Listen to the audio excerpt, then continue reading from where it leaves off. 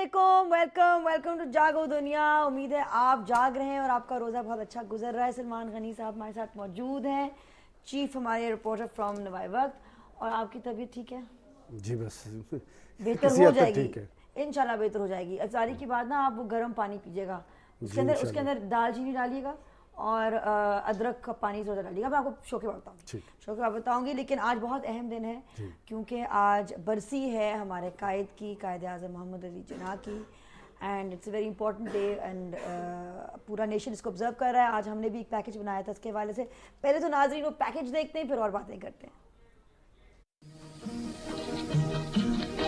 यूं भी हमें आजादी की दुनिया हुई हैरान, है कायदे आज़म तेरा एहसान है एहसान। यूं भी हमें आजादी की दुनिया हुई हैरान, है कायदे आज़म तेरा एहसान है एहसान। बाबाए कौम बानिए पाकिस्तान कायद आज़म मोहम्मद अली जिन्ना ने अपनी 72 साल ज़िंदगी का बेशतर हिस्सा हिंदुस्तान के मुसलमानों की तरक्की, खुशहाली, सियासी बालादस्ती और आज़ादी के लिए सर्व किया। दीन मोहम्मद का सिपाही और नाराए तकबीर से दी तूने गवाही, इस्लाम का। इस दौरान उनको बेहद मसाइब का सामना करना पड़ा, मगर अब डरने वालों या घबराने वालों में से नहीं थे। दो कौमी नजरिए से कौम को न सिर्फ आपने ख्वाब दिया बल्कि उसकी ताबीर भी दी। कोई नहीं जानता था कि बचपन में मुताद्दिद स्कूल बदलने वाला ये बच्चा एक दिन अपनी सोच से दुनिया का नक्शा बदल देगा।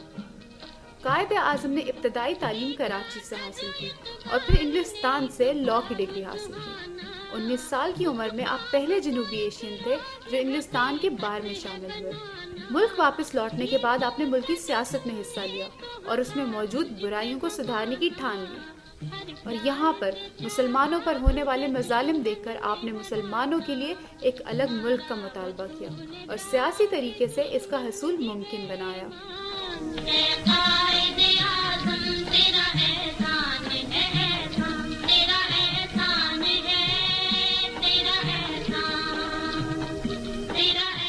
बाबाए कौम को आज इस दुनिया से रुखसत हुए 61 बरस का अरसा गुजर गया है। इस दौरान पाकिस्तानी कौम को कोई एक भी ऐसा शख्स नसीब नहीं हुआ जिसे पूरी कौम मुतफ़िक़ा तौर पर अपना कायद तस्लीम करती हो। आज अगर हम पाकिस्तान को एक तरक्की याफ्ता मुल्क बनाना चाहते हैं तो हमें कायद की तालीमात पर अमल करना होगा और पाकिस्तान को कायद आज़म के नज़रिए के मुताबिक आगे लेकर चलना होगा।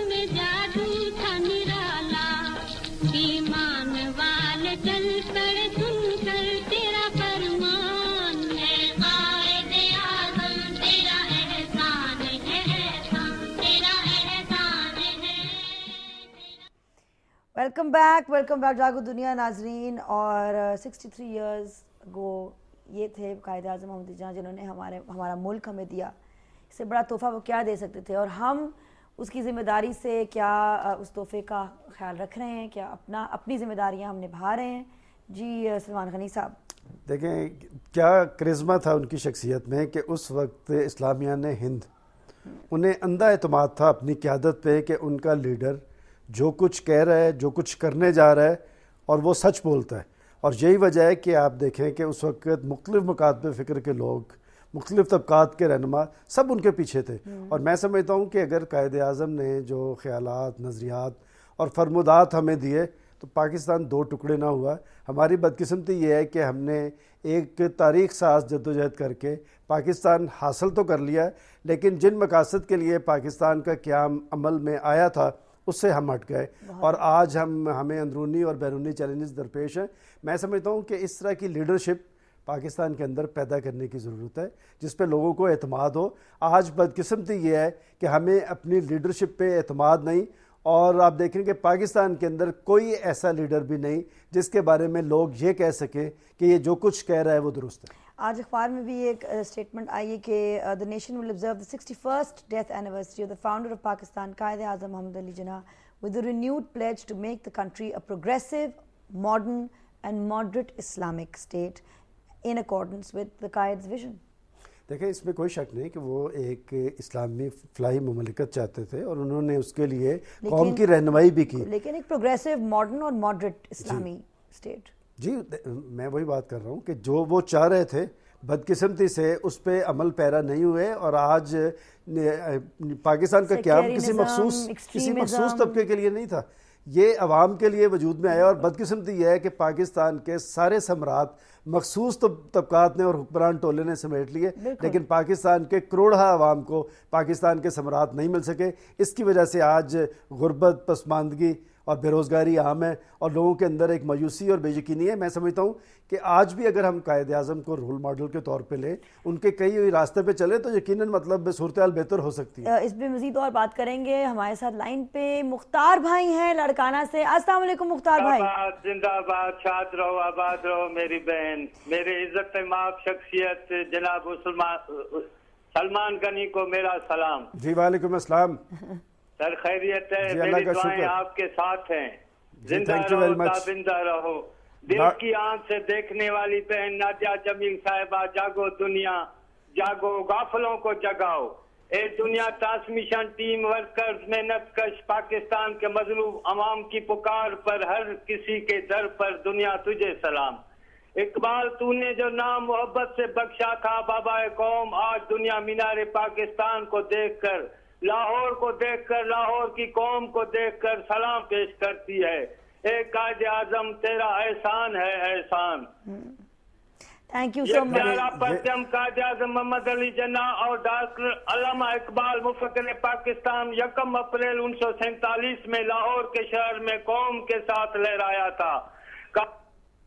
ओहो मुख्तार भाई, ये वो जेन्युइन जज्बात हैं जो पाकिस्तान के आम आदमी और गरीब आदमी के ज़हन में हैं। ये नेचुरल जज्बात हैं। लेकिन कितने हमारे नौजवान हैं, कितने लोग हैं, कितने बच्चे हैं, कितने मेरे भी जनरेशन में कितने लोग हैं जो कायदे आज़म मोहम्मद अली जिन्ना और अल्लामा इकबाल के नज़रियात से वाकिफ़ हैं, उनके फ़लसफ़े से, उनका जो एक विजन था इस मुल्क के लिए। हम लोगों को वो सिखाया जाता है?